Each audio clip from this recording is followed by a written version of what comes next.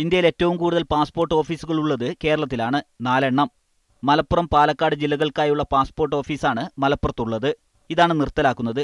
രാജ്യത്തെ പാസ്പോർട്ട് ഓഫീസുകളുടെ എണ്ണം കുറയ്ക്കുകയെന്ന കേന്ദ്ര സർക്കാർ തീരുമാനത്തിനു പിന്നാലെയാണ് ഈ നീക്കം. ഓഫീസ് പ്രവർത്തിക്കുന്ന ജില്ലയ്ക്ക് 2 പാസ്പോർട്ട് സേവാ കേന്ദ്രം അനുവദിക്കും. മലപ്പുറം ഓഫീസ് പൂട്ടുന്നതോടെ ഒരു സേവാ കേന്ദ്രവും ജില്ലയ്ക്ക് നഷ്ടമാവും. സർക്കാർ തീരുമാനത്തിനെതിരെ പ്രതിഷേധം ശക്തമായിട്ടുണ്ട്. മലപ്പുറത്തെ സംബന്ധിച്ചിടത്തോളം ഏറ്റവും കൂടുതൽ പ്രവാസികളുള്ള, കേരളത്തിലെ ഏറ്റവും കൂടുതൽ പ്രവാസികളുള്ള ഒരു ജില്ലയാണ് മലപ്പുറം. മുമ്പ് കോഴിക്കോട് പാസ്പോർട്ട് ഓഫീസിനെയായിരുന്നു മലപ്പുറക്കാർ പൂർണ്ണമായും ആശ്രയിച്ചിരുന്നത്. ഇപ്പോൾ യഥാർത്ഥത്തിൽ ഒരു സേവാ കേന്ദ്രം കൂടി ഈ പാസ്പോർട്ട് ഓഫീസിന് കീഴിൽ ലഭിക്കാനുള്ളതാണ്.